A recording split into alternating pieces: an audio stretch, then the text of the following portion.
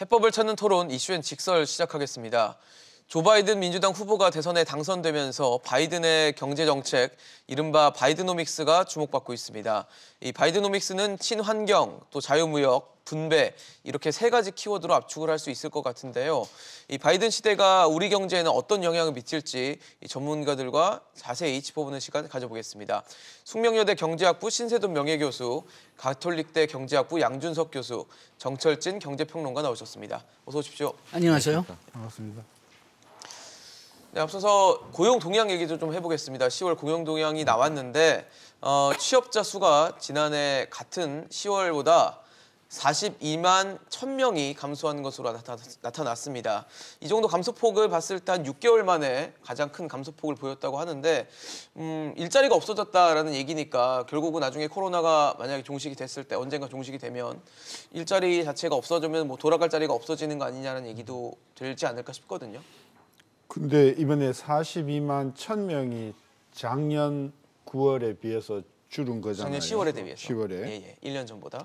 그게 이제 금년 4월에 코로나 충격이 가장 컸을 때 47만 6천 명이 준 것 다음으로 이게 준 게 크거든요. 그렇죠. 제가 오기 전에 이 통계가 나오기 시작한 게 2000년서부터 나왔는데 2000년서부터 나온 통계를 다 들여다 보니까 전년 동기비로 40만 이상 줄었는 랭킹이 1위가 지난 4월이었고 47만 6천 명 2위가 이번이에요.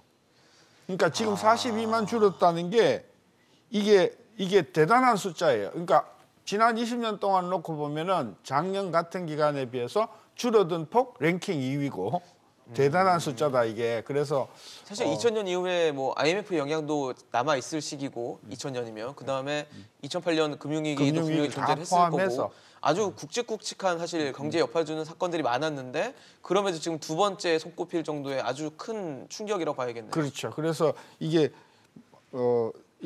대단히 큰 숫자다. 42만 1,000명이 줄었다는 게 그 부분을 우리가 유념할 필요가 있고 업종별로 제가 들여다 보니까 제조업이 줄어든 게요. 제조업이 전년 동비로 줄어든 게 9만 8천 명인데 이 9만 8천 명을 숫자를 들여다 보니까 이것도 상당히 역대급으로 지금 제조업이 안 좋은 것이고 그다음에 숙박 음식점이 22만 7천이 줄었는데 이 숫자도 또 역대 신기록에 가까운 축소폭이고요. 그래서 이번에 10월 통계는 상당히 사실은 고용이 굉장히 안 좋다는 것을 나타내는 거라고 보는데 의외로 뭐 반응은 그렇게 충격적으로 안 보는 것 같아요. 그래요. 사실 숫자 자체가 너무 좀 큰 아까 역대급이라는 하도 금년에 들어와가지고 하도 많이 주니까 국민들이 이게 주는 것에 대해서 아예 상수화가 돼가지고 좀 둔감해진 것 같은데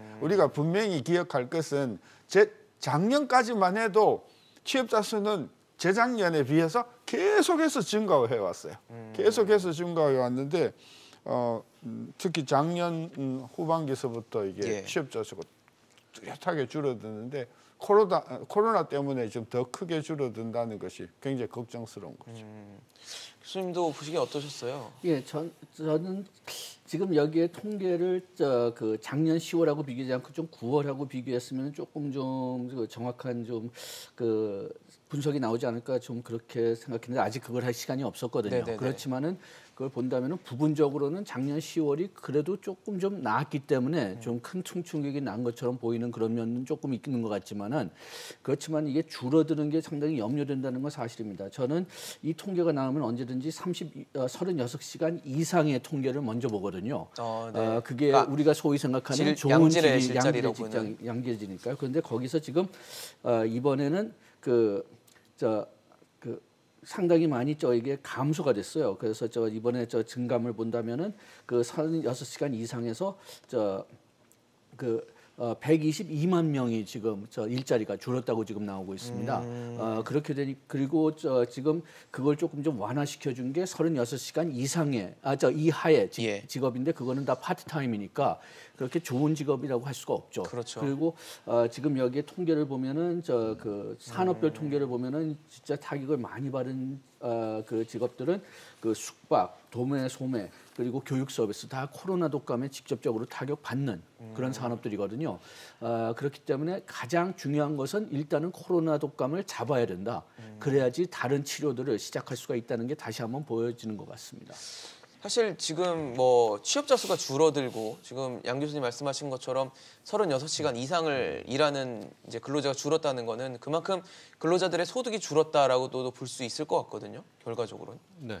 그러면 또 그게 또 소비의 부진으로도 이어질 수밖에 없고 악순환이 또 이어지는 뭐 그런 단면을 좀 보여주지 않나라는 생각이 듭니다. 그렇습니다. 뭐 코로나19 이후에 계속해서 지금 소비 지표가 한번 긴급재난지원금 줬을 때 외에는 계속 일시적이죠. 나빠지는 것은 결과적으로 고용과 뭐 연관이 있죠. 우리나라 같은 경우에는 그전에는 이제 수출이 고용을 창출하고 그 고용이 소비를 터뜨리는 이런 구조였었는데 일단 연결고리는 다 끊어졌습니다. 예. 수출도 지금 나빠졌었고 네. 역시 코로나 때문에 고용도 나빠졌으니까 연이어서 소비까지 무너지는 그런 모습이 지금도 나왔었는데 저는 이제 오늘 이제 오전에 나왔던 속보치를 보고 좀 걱정되는 것이 고착화의 문제가 좀 걱정이 되고 있는 것 같아요. 아까 신 교수님 말씀하신 거랑 비슷한 것 같아요.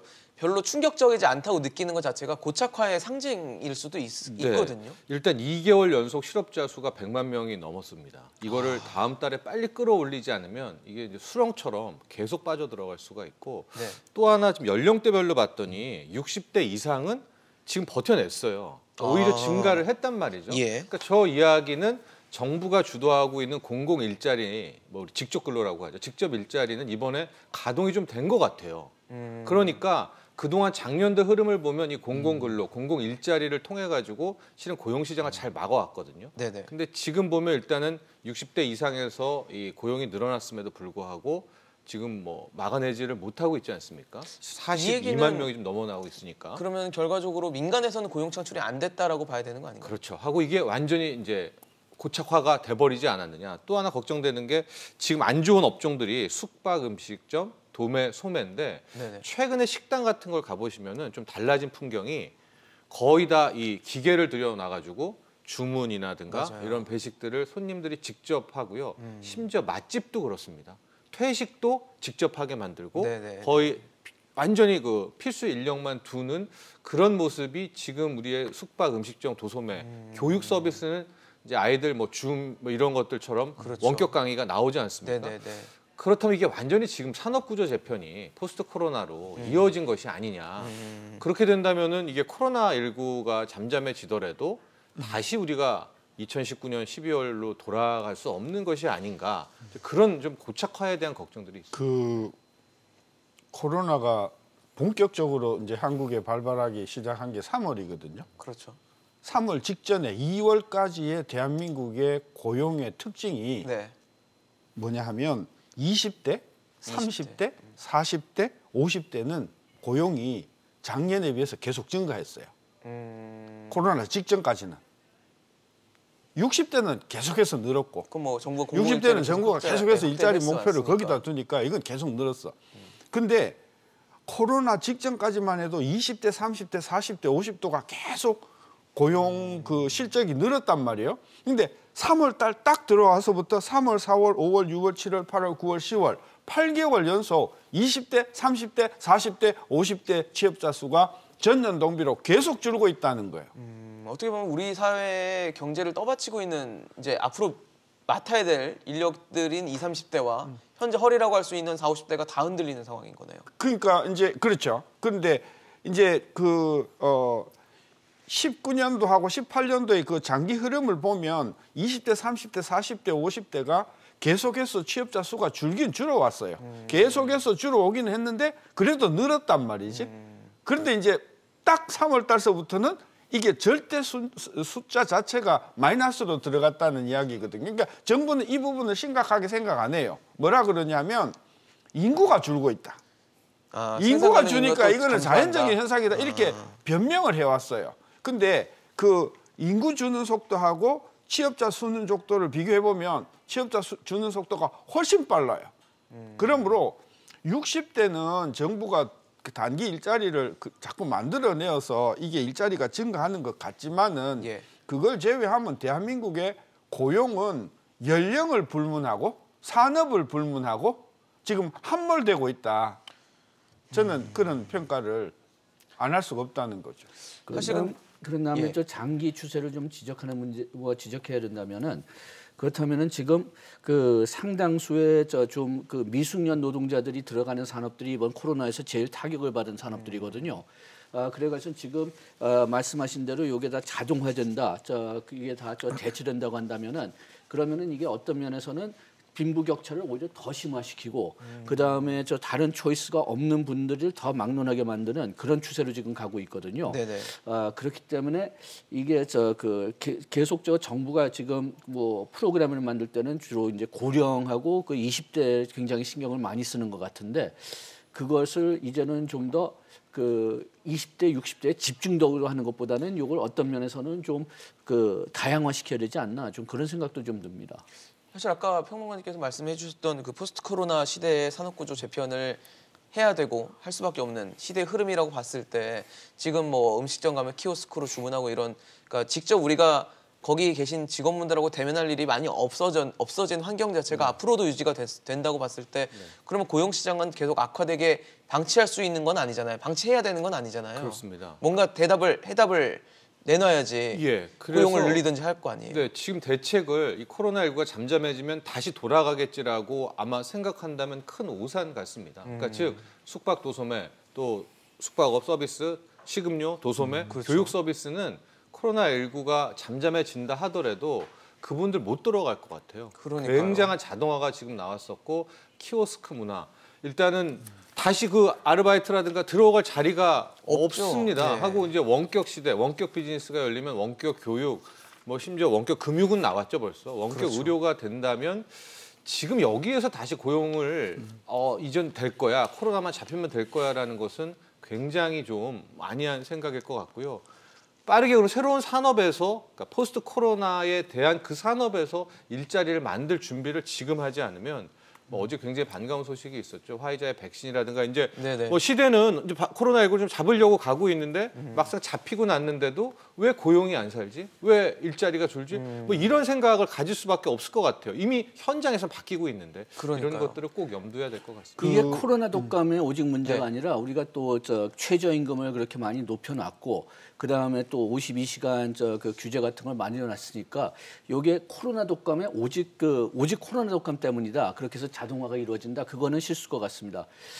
다시 뭐 임금을 내릴 수는 없겠지만 그래도 조금 좀 노동 규제가 조금 더 풀어진다면은 그러면은 그래도 조금 좀 지금 얘기했던 그런 자동화 현상이 좀 늦춰지지 않을까 좀 그런 희망이 좀 있긴 하지만은 그러려면은 지금 그 노동 정책의 어떤 기조를 바꿔야 되거든요. 근데 최저임금을 급격하게 올렸고 이미 그리고 뭐 근로시간 단축시킨다면서 이제 52시간제를 가동을 하고 있지만 어쨌든 코로나가 오면서 그 속도를 확실하게 앞당긴 거는 분명한 것 같거든요.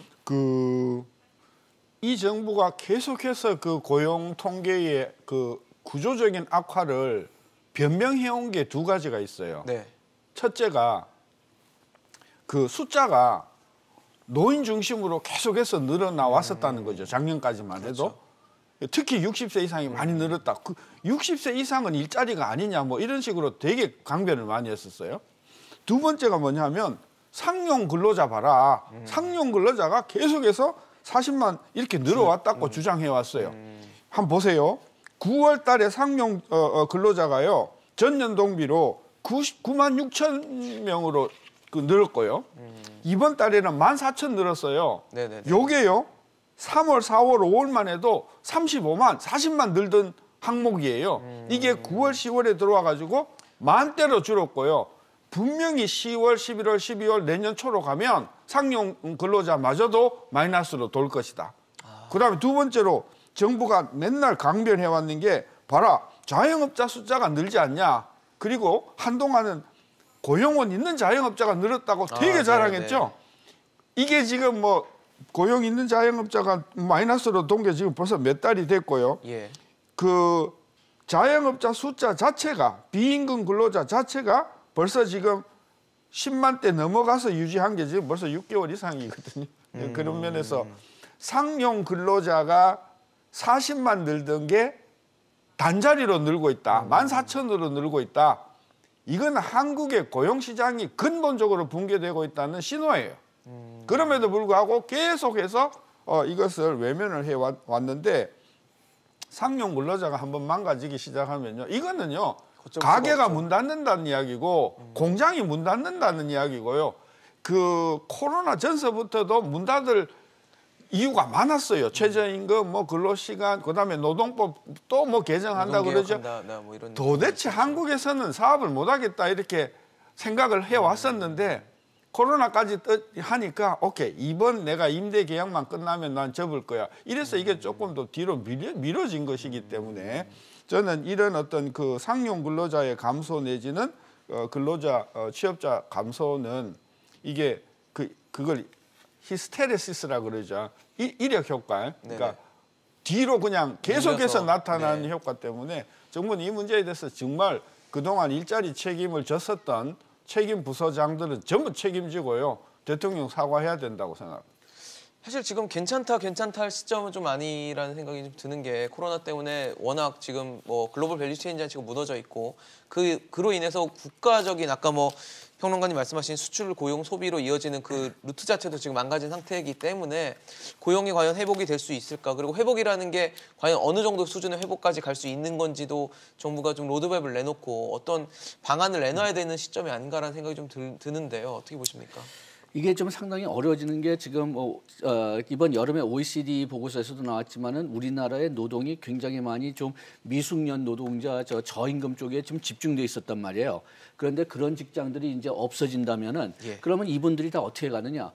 좀 기술력이 있고 좀 어느 정도 그 전문성이 있는 분들은 그렇게 큰 문제가 없을 거라고 저는 개인적으로 생각합니다. 그래서 그분들은 코로나 독감이 끝나면은 다시 원상 복귀를 할 수가 있고 오히려 그때보다 더 잘 될 수도 있다고 생각하는데 지금 문제는 이 미숙련 노동자분들 때문이에요. 이분들을 어떻게 고용시키느냐? 지금 최저임금이 높아져 있기 때문에 이분들을 다시 그냥 뭐 편의점이나 뭐 식당이나 그런 데 투입하기가 좀 더 어려워졌을 거고 그렇다고 한다면 이분들을 좀 더 숙련 노동자로 만들어야 될 텐데 그런 기획들은 지금 상당히 미비하거든요.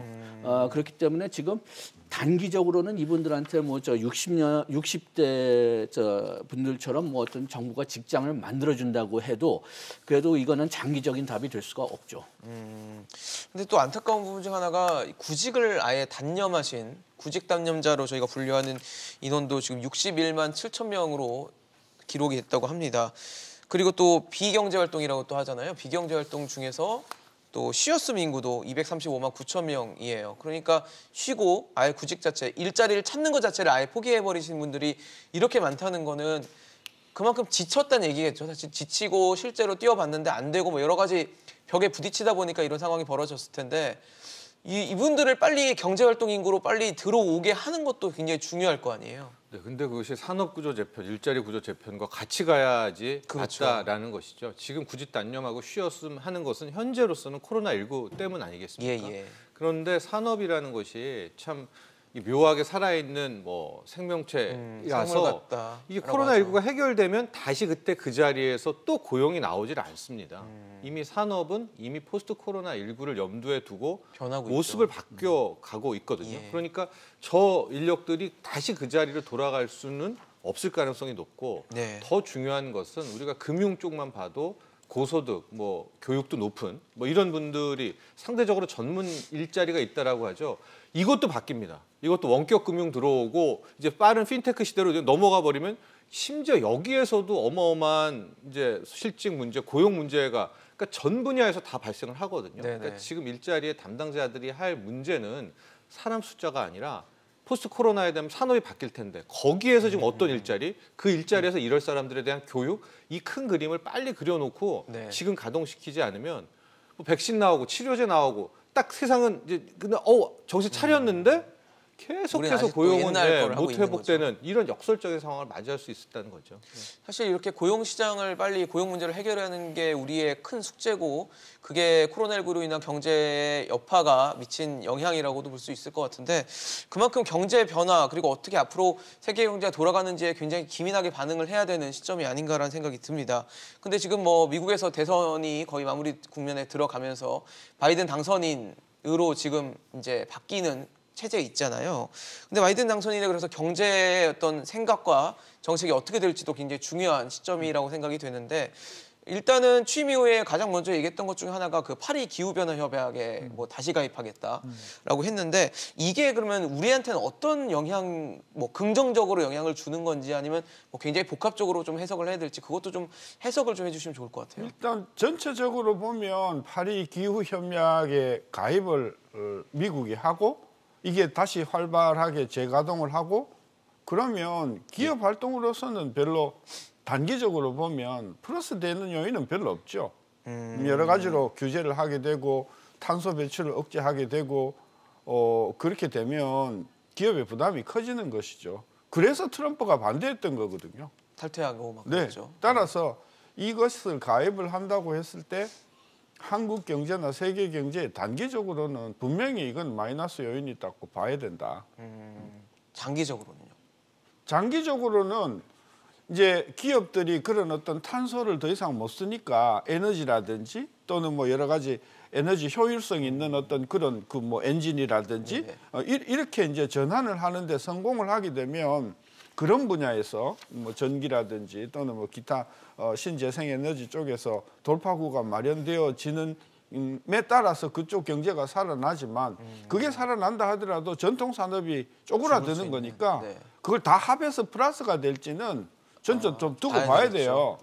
그 민주당은 제가 미국에서 대학을 다녔을 때가 이제 그 80년대 레이간이 대통령이 되고 카터가 대통령의 재선에 실패할 때 비슷한 어떤 논쟁이 심각하게 붙었었거든요. 카터는 굉장히 이 기후, 환경 강조하는 대통령이었고 레이간은 냅둬라 좀 기업 좀 살게 해줘라 해가지고 결국은 결국 레이간이 이겼잖아요. 네. 이게 공화당 정부가 그로부터 한 8년 동안은 아주 12년 동안 계속해서 그 디레귤레이션 쪽으로 가면서 이제 했었는데 저는 설사 바이든이 그렇게 내걸었지만 실제로 대통령이 되면 의회에서 브레이크가 걸릴 가능성이 크고요. 그다음에 기업에서 또 브레이크가 크기 때문에 지금 우리가 생각하는 것만큼 그렇게 친환경적으로 드라이브는 저는 갈 수 없다. 다만 새로운 분야 AI라든지 OG라든지 네. 여러 가지로 제기한 그런 분야에 있어서는 투자를 좀 활성화하겠지만은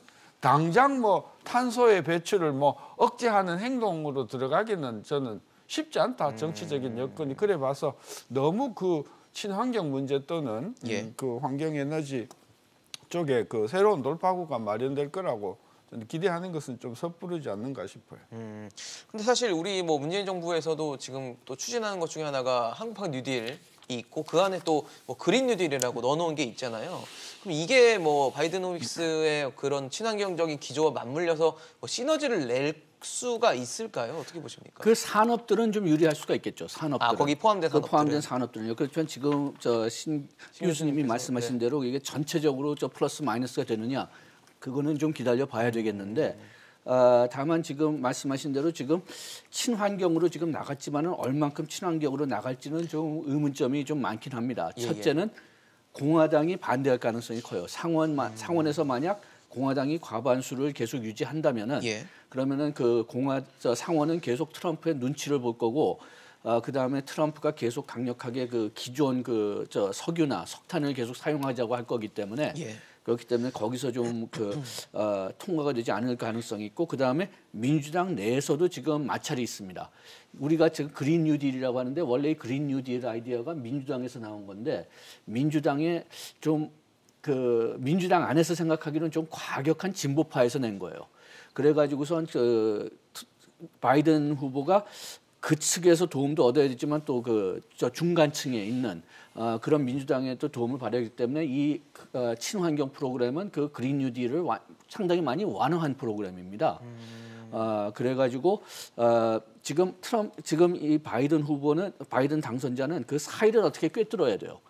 그렇지 않으면은 그 진보파들의 지지를 잃어버릴 수가 있고 또 그렇다고 해서 너무 또 친환경 쪽으로 가지 않으면은 그러면은 그 진보파를 지지를 잃을 수가 있고 그렇다고 해서 또 너무 친환경으로 가면은 중간 그 이도저도 안 되는 상황이 될 수도 있네요. 지지를 또 잃을 수가 있고요. 찾아야겠네요. 예, 그래서 굉장히 그 가늘한 길을 걸어가야 됩니다. 근데 사실 두 분 다 말씀을 들어보면 뭐 의회의 반대라든지 기업들의 반발이 분명히 예상되는 지점이 존재는 하지만 바이든 당선인이 얘기했던 것 중에 하나가 이제 뭐 탄소 조정세 뭐 이런 걸 부담을 하겠다, 부여할 수 있다라는 식의 얘기를 하니까 우리가 만약에 뭐 최악의 시나리오도 우리가 거기다 대비를 할 준비도 해놔야 될 것 같으니까 탄소 조정세 이래서 뭐 예를 들어 일종의 무역 장벽을 세워놓으면 우리는 과연 어떻게 대응을 해야 될지도 좀 준비를 해야 되지 않을까 싶거든요. 네, 근데 일단은 이제 바이든도 그린 뉴딜이죠. 또 우리 이제 지금 현재 정부가 추진하고 있는 한국판 뉴딜의 두 축 중에 하나도 디지털 뉴딜과 그린 뉴딜. 그렇죠. 이게 일치한다는 점은 우선은 긍정적이라고 볼 수가 있습니다. 기본적으로 판은 깔렸으니까 예. 이제 시너지 효과를 우리가 기대할 수가 있는데 그 다음 조건들이 좀 있어야 될 것 같아요. 그러니까 미국에서 바이든 행정부가 어느 정도까지 그린 뉴딜을 추진하는지의 그런 강도와 속도가 일단 중요할 것 같고요. 우리는 거기에 잘해야 되겠죠. 그래야 미국에서 큰 산업이 큰 시장이 열릴 때 우리가 그걸 하나의 성장의 도약으로 삼을 수 있을 거 아니겠습니까? 네네. 그러니까 우리가 지금 잘해야 된다는 숙제가 하나가 있고 그리고 세 번째 조건이 뭐냐? 방금 얘기하신 것처럼 우리는 뭐 석유화학, 정유, 조선 기존의 구산업에 잘했단 말입니다. 근데 이제 이거를 어떻게 이제 저물어 가게 되는데 어떤 식으로 엑싯을 해야 될지에 대한 문제. 이 구산업은 그럼 포기해야 되냐? 이런 고민이 함께 있어야 됩니다. 그러니까 뉴딜 관련, 그린 뉴딜 관련한 법안도 만들고 이제 미국의 상황을 보고 이것을 하나의 성장 동력을 삼는 것도 중요한데 이제 그 우리의 구산업의 문제인 것이고 그 중에 하나가 핵심이 방금 말씀하셨던 이 탄소 조정 국경세라고 해서 네네.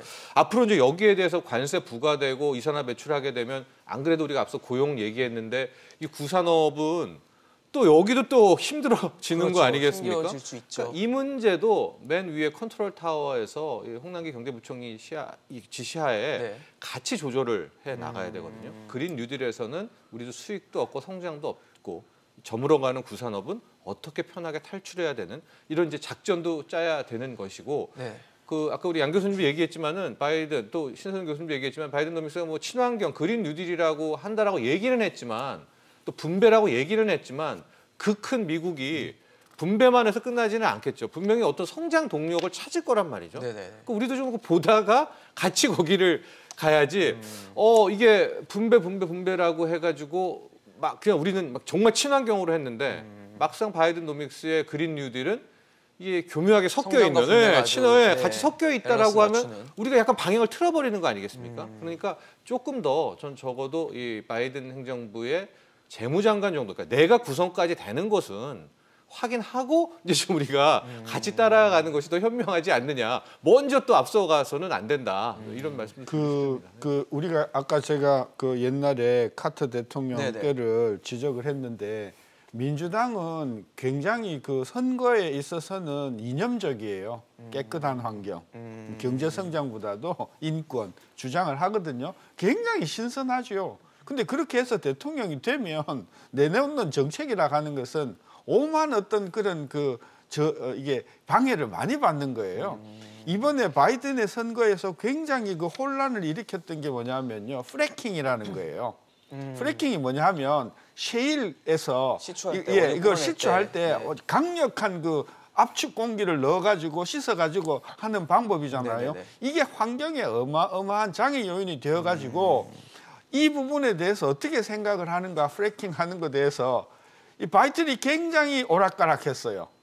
처음에는 저는 프래킹 반대한다고 했다가 친환경적인 아이디어였네요. 했다가 그거는. 나중에 그렇게 되면 미국의 그 셰일 산업이 다 망가지는데 어떻게 할 거냐 했더니 나는 프래킹에 대해서 반대한 적이 없다. 이렇게 말을 뒤집는 것을 보면 이게 환경 문제라고 하는 것이 첫째 너무 우리가 이렇게 이념적으로 주장하는 선거기 때문에 너무 이제 우리가 쫄 필요는 없는데 중장기적으로 우리가 그린 쪽으로 가야 된다는 거는 저는 맞다. 그리고 미국도 지금 뭐 전기차라든지 또는 재생에너지 문제라든지 환경 문제를 굉장히 강력하게 하잖아요. 그러니까 네네. 그런 방향은 우리하고 공통 부분이 있기 때문에 우리도 그런 쪽으로 좀 가야 하는 것은 저는 매우 맞다고 보고 네네. 그러나 그렇다고 하더라도 바이든이 선거 때 이야기했던 것처럼 오로지 환경, 뭐 오로지 그런 건 분배, 아닐 것 같다. 상당히 정책적으로는 공화당의 의견을 흡수를 하면서 야 이게 옛날에 선거운동할 때 바이든 맞아?라고 하는 그런 어떤 혼란을 일으킬 정도로 바이든 정부가 출범하고 나서의 바이든노믹스는 출범하기 전에 우리가 생각하는 바이든노믹스하고 차원이 다를 것이다. 저는 크게 달라질 것은 저는 별로 없을 것이라고 봐요. 일단 좀 구체적으로 지금 얘기했던 그 탄소 국경 조정세만 좀 본다면요. 예. 그렇다면은 순수하게 그냥 국경세를 그러니까 그 관세식으로 이거 도입하는 거는 지금 WTO 원칙에는 맞지 않는다고 해석을 하고 있습니다.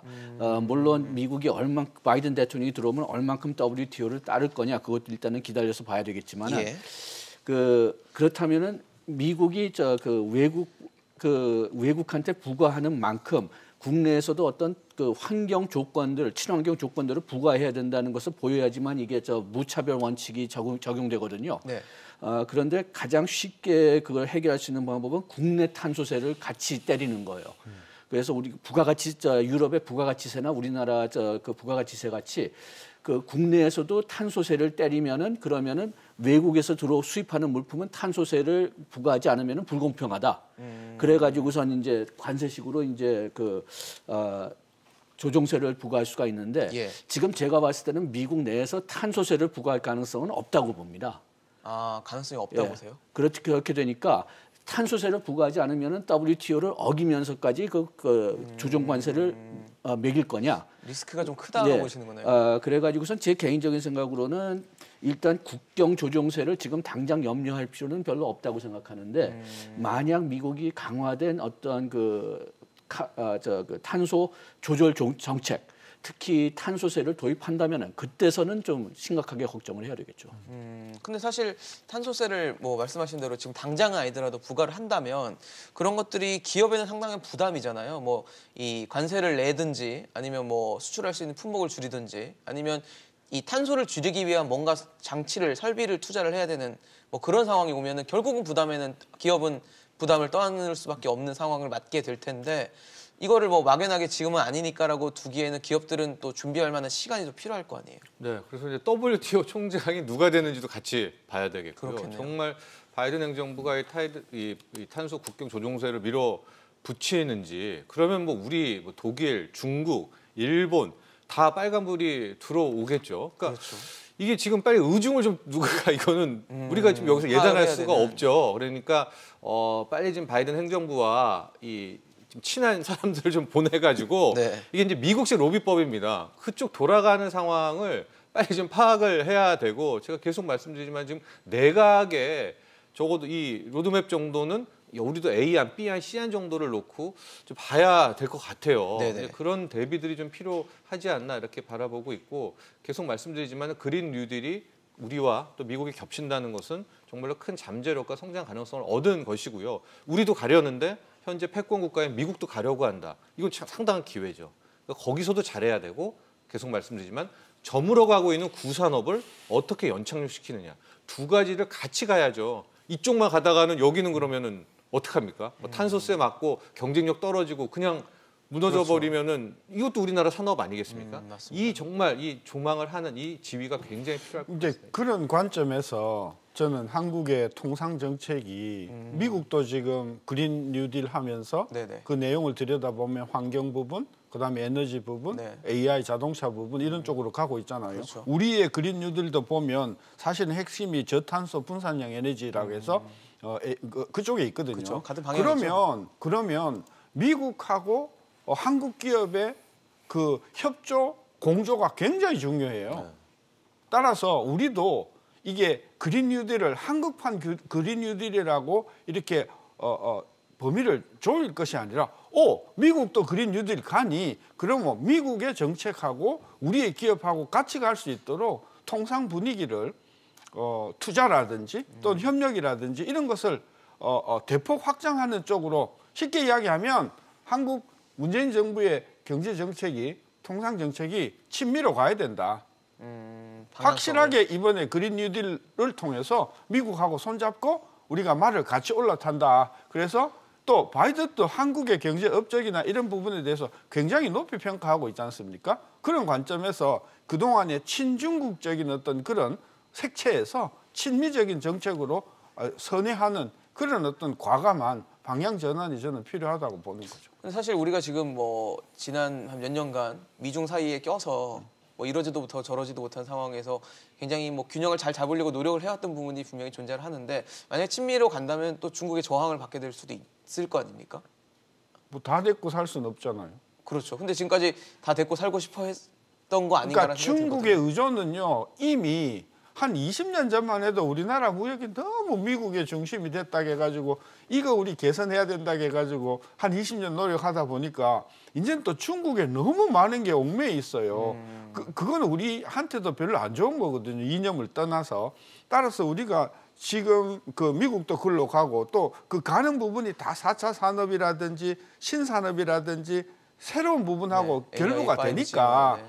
확실하게 이번에 미국하고 예를 들면 합작을 하거나 또는 공동 투자를 하거나 공동 프로젝트 개발을 하거나 해서 일부는 미국 가서 사업을 하고 일부는 미국 자본이 한국에 와서 사업을 하고 이렇게 공조를 확실하게 하는 그런 분위기로 가서 이번 기회에 이 그 그린 뉴딜을 통해 가지고 한국이 확실히 적어도 경제 정책에 있어서는 방향을 확실히 잡아주는 그런 계기를 만들어야 되는데 문재인 정부의 성격상 자꾸 아까 중국 눈치 보고 네네네. 또 중국이 뭐 또 뭐라고 분명히 할 것 아닙니까? 그렇겠죠. 또 뭐 보복 같은 걸 할 거 아니에요. 네네네. 과감하게 리더십을 가지고 대한민국의 미래가 정말 한국판 뉴딜에 있다고 생각하시면 손을 잡아 한국판 뉴딜 중국과 하실 거예요?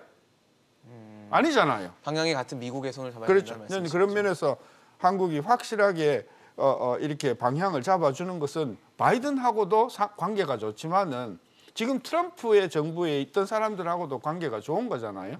저는 그것을 지금 요구하고 있다. 분위기가 그렇게 보는 거죠. 양준수 씨 보시기엔 어떠세요? 저희는 어떤 스탠스를 취하는 게 좀 좋다고 판단이 되십니까? 예, 저는 조금 좀 생각을 좀 달리 하는데요. 예. 먼저 그 미중 관계를 본다면은 지금까지 그 트럼프 대통령이 조언을 많이 받은 파들은 주로 이제 패권주의자들 파이기 때문에 패권주의 차들 보면은 무조건 중국을 어떻게 그 길을 죽여야 된다. 뭐 경제면이든지 정치면이든지 뭐 모든 면에서 무조건 그 경제를 죽여야 된다고 하는데 최소한도 제가 보기에는 바이든 측은 그렇게까지 패권주의자는 아닌 것 같습니다. 그렇다고 해서 중국을 좋아하는 건 아니지만은 네네네. 지금까지 계속 나온 레토릭이나 바이든이 그 충고를 얻는 사람들을 본다면은 어떤 국제적인 원칙, 국제적인 규율을 따라야 된다.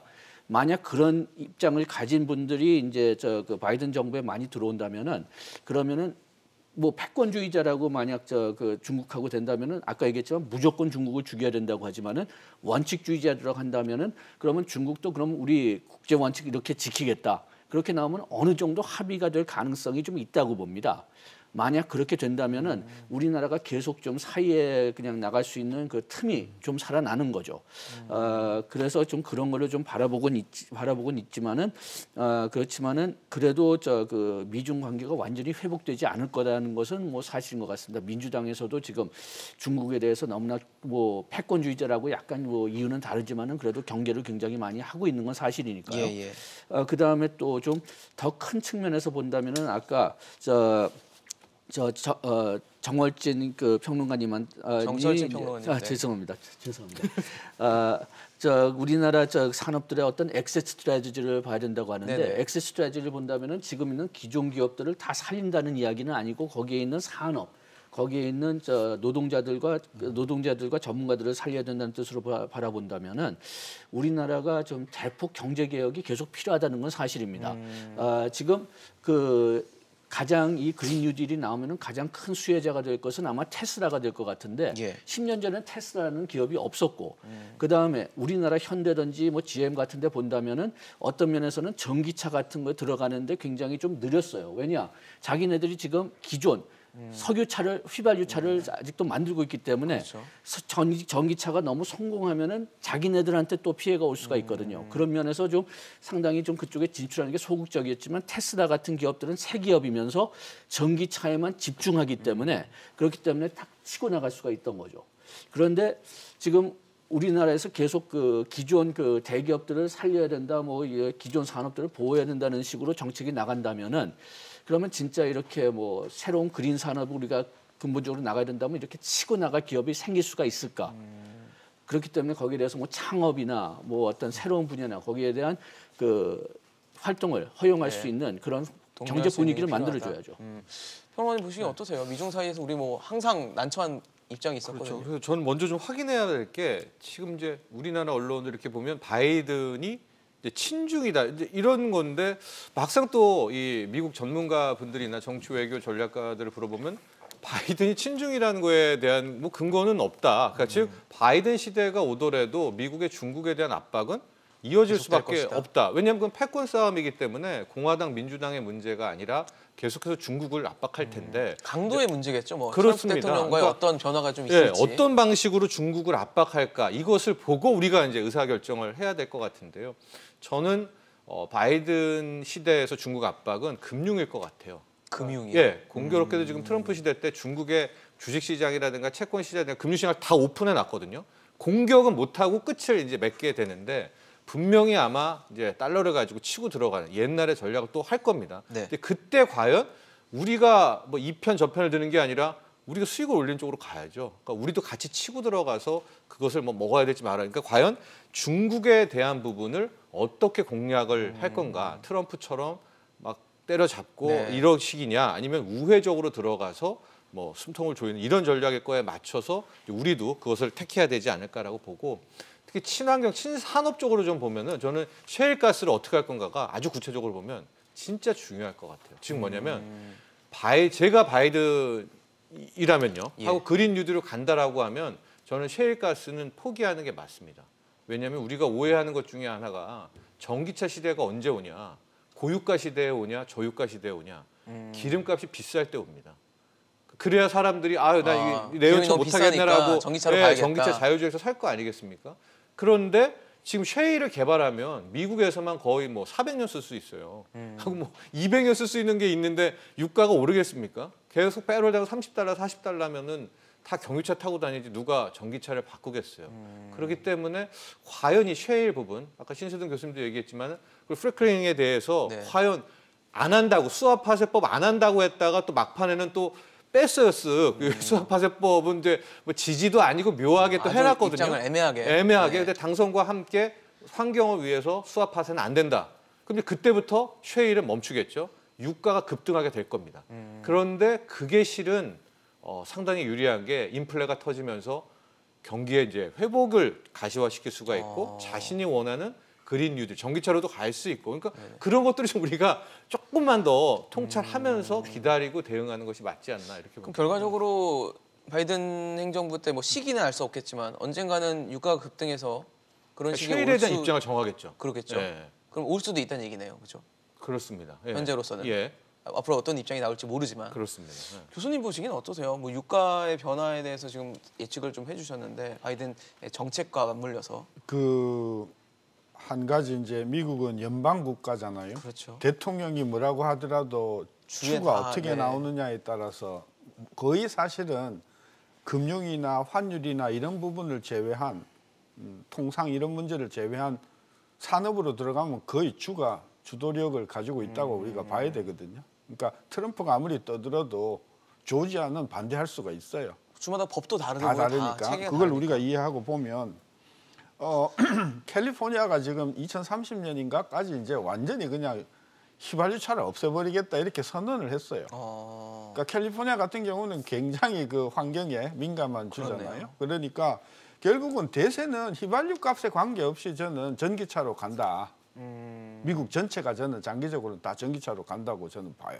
따라서 앞으로 휘발유가 됐든 뭐 천연가스가 됐든 이런 전통적인 그 탄소 연료는 네, 내연기관 차들이나 이런 것들. 일거리를 잃는다. 그리고 이 전기차와 관련된 그런 어떤 그 산업들이 굉장히 발전할 것인데 이제 우리는 이게 지금 애매한 게 수소차가 또 우리는 있잖아요. 그러니까요. 현대차가 또 수소차는요 이미 옛날에 2003년도인가 그 아들 부시가 검토했다가 이거 이 채산성 없다 해가지고 이미 미국은 오래전에 접은 거예요. 근데 이게 현대자동차가 계속해서 수소를 가지고 지금 이번에 그 한국 급한 그린 딜에도 보면 수소차에 대한 투자가 굉장히 많이 돼 있거든요. 저는 그래서 굉장한 모험이라고 생각이 되고 아까도 이야기했지만 미국이 환경적으로 그린 뉴딜 쪽으로 가니까 한국 기업하고 협력을 하고 한국하고 공동 투자하고 공동 기술 개발하고 같이 올라타자. 그래서 전 세계에 말하자면 환경 산업 또는 뭐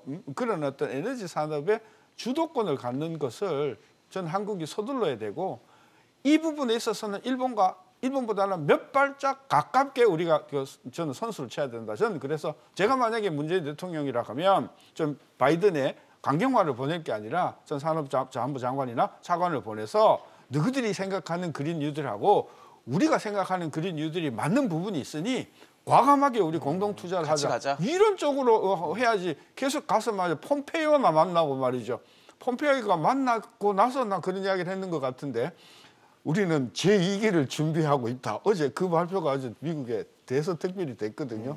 저는 지금 실질적으로 이런 산업 정책에서 미국과 손을 잡을 수 있는 그런 어떤 선수를 빨리 쳐야 된다고 보는 거죠.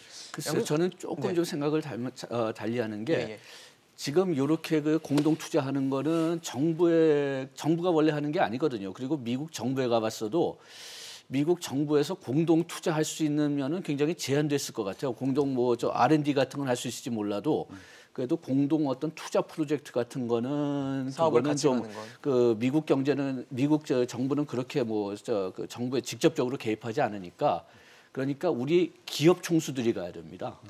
기업 총수들이 가야 되고 또 이제 그 기업인들 그렇지 않으면 기업하고 싶은 어떤 안트러프러니어들이 가야 되는데 자꾸만 정부에 너무 의존하는 것 같아요. 그러니까 기업이 스스로 나서서 경제 주체 한 명으로서 좀 어떤 협의에도 나서고 발전적인 대안을 모색하는 그런 것들이 좀 필요하다. 한 가지만 더 덧붙이면 그 우리가 바이든 하니까 자꾸 인권 이야기하고 환경 이야기 하는데요. 이번에 선거에서 잘 나타났지만은 제일 강조한 워드가요.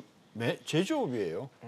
제조업이 미래가 있다 이렇게 생각을 하고 있잖아요. 그거는 민주당의 전통적인 어떤 블루 칼라하고 맞아떨어지는 거예요. 그러니까 미국의 모든 학자들은 미국은 앞으로 차세대 그다음에 그린 이런 쪽으로 제조업으로 가야 된다고 생각을 하고 있거든요. 그래서 우리도 지금 제조업을 그동안 많이 좀 홀대해 왔잖아요. 따라서 우리도 제조업이고 미국도 아까 지금 4천억 달러를 미국산으로 구매를 하겠다고 지금 선언을 했잖아요. 그러면 우리도 공장을 빨리 미국으로 옮기든지 공동 투자를 하든지 해서 미국의 어떤 그런 정책적 지원의 효과를 우리가 같이 공유하는 것이 필요하고 또 미국 기업들이 우리나라 투자하는 것도 적극적으로 세제 혜택을 줘서 유치를 한다. 이런 쪽으로 정책이 빨리 나와줘야 되는 거라고 보는 거죠.